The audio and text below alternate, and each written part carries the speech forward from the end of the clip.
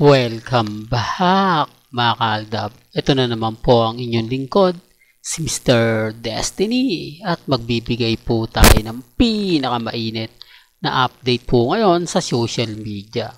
Ito yung pinaka-latest na update po natin. Marami pong nagre-react ngayong wala po si Mengay sa 8 Bulaga. Nakakalungkot po, di po ba? Kasi kumbaga ilang years, di po ba? 45 years ng 8 Bulaga pero wala dun si Main.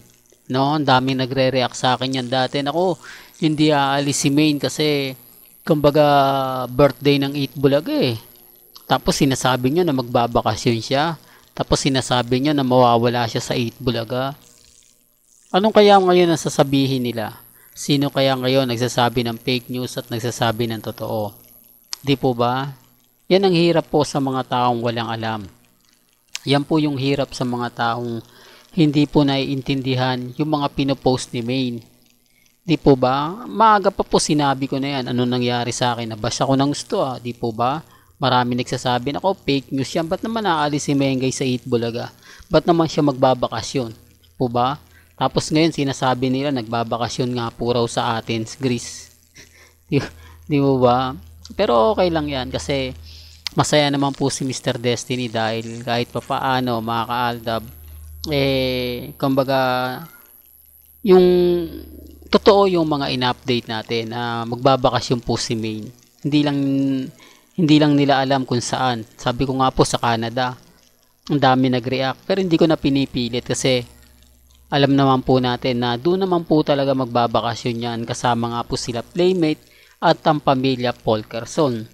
Guilty sila sa akin kasi nga po lahat ng mga ina-update ko, lahat ng mga sinasabi ko, kumbaga nagagalit sila kasi nga po totoo. Di po ba? Marami daw akong napapansin. At eto balikan natin kay Alden. Pati daw po yung mga hindi daw pag-akbay ni Alden, paglalakad nila ni Catherine, masyado ko raw napapansin. Well, malamya na nga po talaga si Alden Richards. Iba na yung sigla niya. Di po ba? Hindi na siya yung tipo na talagang malapit. Ang laki na ng distansya niya. Kahit po yung mga off-cam, di po ba? Mapapansin nyo na hindi na siya ganong madikit o naandyan na si Jorus, dumating na si Jorus, di po ba? May post si Jorus na si Direk Cathy Molina na naandyan na. At may post nga po na naandyan din pala si Rambo at si Maa Salvador. Biruin mo, bonding moment ng totoong kasal. Hindi po ba? Siyempre, kaya nga sabi sa inyo, nandyan si Main eh.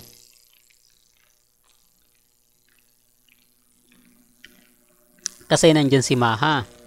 Bali-balita ko nga ng muna. Mga kaaldab, nagkita muna yan bago umalis eh.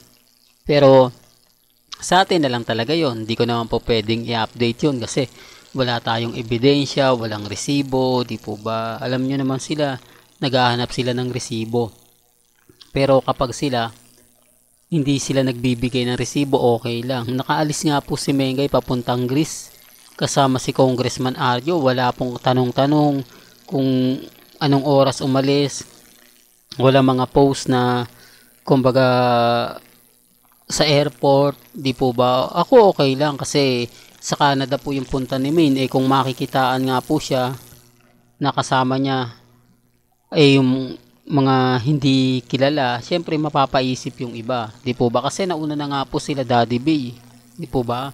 Sumunod na yung pamilya Polkerson sa Canada. Siguro, hindi pa dumarating si Bagyong Karina, nakaalis na nga po sila. Marami kasi nagsasabi sa atin, Mr. Destiny, nakaalis na si May, nabalitaan namin yan. Doon sa mga malalapit po sa kanya.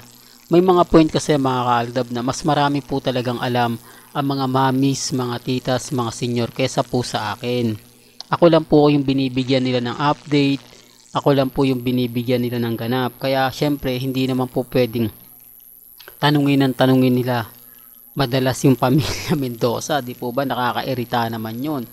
Tapos napapangunahan pa natin, napapanood pa nila yung mga ina-update natin na itong channel ni Mr. Destiny, talaga papaano niya nalalaman na magbabakasyon si Main, papaano niya nalaman na kumbaga wala si Mengay sa 8 Bulaga, gayong ito yung pinaka-importanting selebrasyon, ang kaarawan ng 8 Bulaga, 45 years, tapos Mengay wala, di po ba? Kahit papaano napapaisip sila. Pero maraming guilty po, maraming asar sa mga sinasabi at pinapaliwanag ko. Pinipilit po kasi nila na kumbaga si Alden Richards nga po raw karelasyon ni Catherine. Pero nung pag sinasabi kong malamya ang dating o parang walang kagana-gana sina Alden Richards at Catherine, parang hindi nakakakilig yung mga dating nila, marami nagagalit sa akin. Marami nagsasabi na hindi mo lang tanggap eh. Tapos ito pa, dumating pa si Joros. Alam nyo naman po si Joros na talagang kumbaga malakas yan mang-asar, malakas yan kumbaga mambuli sa dalawa. Dito malalaman natin kung utos nga po ba ng management. Di po ba? Na talaga naman pong dinumog si Alden Richards nung unang dating niya dyan sa Canada. Tapos sinasabi nila hindi, si Catherine ang sikat. Wala naman pong problema, pero nung day 1, day 2 ni Catherine, ganyan ba karami yung tao? Hindi, para lang klaro. Di po ba? Sinasabi ko lang po ito sa mga taong galit sa akin, sa mga taong inis sa akin. Mas mataba pa raw po tayo mag-isip kaysa sa kanila. Common sense na lang po. Di po ba? Na antayin nyo na lang yung press con. O ba kahit sabihin yung maraming kilig moments ang nakikita ninyo, hintayin nyo na lang yung press con, di po ba? Total, sabi naman ni Alden Richards, magpapa-press con siya ang magiging host nga po si Boy Abunda, di po ba? Tanong nyo na lang kay Boy Abunda kung kailan nga po ba siya in-schedule ni Alden Richards para mag-host. I-announce niya yung kumbaga kung sino, di po ba? Kung sino yung taong minamahal ni Alden Richards. Kaya nga sabi ko sa inyo mga kaldab, basag sila pag si Mr. Destiny nagbibigay ng update. Basag sila kapag si Mr. Destiny ang nakakakuha ng mga kaganapan kasi hindi sila makaporma eh. Hindi po ba? Gaya nga po kung nasa atin green si Mengay, bakit walang ganap? Bakit walang post? Bakit walang update? Para mas paniwalaan siya ng mga fans, para mas maraming mga fans ang nga nasa gris sila, ito yung video, ito yung ebidensya, ito yung resibo. Pero yung pamilya ni Ibiang tahimik lang eh, di po ba? Walang reaksyon, walang komento, focus lang talaga sila sa kani-kanilang gawain. Hindi na nila pinapansin yung mga bagay-bagay na lumalawak na, lalo na po yung issue sa hiwalayang Arjo at Mengay. Talagang kinakagat na to ng ilang mga vlogger, yan ang pinupush, di po ba? Buti nga hindi ko pinupush yan eh, lalo pa kung pinupush ko yan, di lalong ang daming galit na galit sa akin, di po ba? Kasi sarswela lang po kasi sa amin, hindi naman po talagang totoong kasal ang nangyari kila Congressman Arjo at kay Mengay. Ito'y kasal serye lang, sabi nga ni Bossing Anihenyo Master Joey De Leon, di po ba? Nagsimula na ang kasal serye. Tapos wala man lang paramdam, wala man lang update. Kita nyo? Kasi kung titignan nyo, di po ba? First year anniversary, wala man lang naganap, wala man lang nangyari. Tapos sasabihin nila na kumbaga puro lang daw po tayo paasa, bakit hindi daw ako maglabas ng resibo na nasa Canada si Mengay. Huwag kayong mag-alala, darating din tayo dyan. Darating din po yung point na kumbaga ipapakilala rin po ni Alden Richards sa buong mundo kung sino nga po ba ang totoong karelasyon niya. O ba? Nasanay naman po kami mag-antay. Nag-antay nga po kami ng 9 years eh. Ngayon pa kaya, di po ba, na nararamdaman na po namin ang tamang panahon. At sa mga sinabi ni Alden Richards na talagang mag-aantay kayo hanggat wala siyang press con o hanggat hindi inaanunsyo ni Boy Abunda na magkakaroon ng press con si Alden Richards, mag-aantay kayo.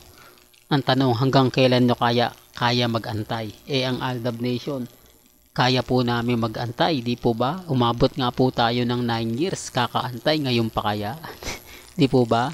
Well, hanggang dito na lang po ang ating latest updates. Kaya kung gusto nyo pa po ng pinaka-latest at sariwang update, abay tumutok lang po kayo dito po sa channel ni Mr. Destiny para updated po kayo sa mga latest at sa mga bagong video po na ilalabas po natin maya maya lang. Kaya kung bago ka lang sa channel na to at isa kang true-blooded Aldab Nation na nagmamahal kina Mengay at Isoy, tama po ang channel na pinuntahan mo, kaya consider na po kitang bagong subscriber. At huwag mong kalimutang i-share ang mga video po natin sa mga mami, sa mga titas at sa mga senyor. Hanggang sa muli, salamat po sa panonood at pakikinig.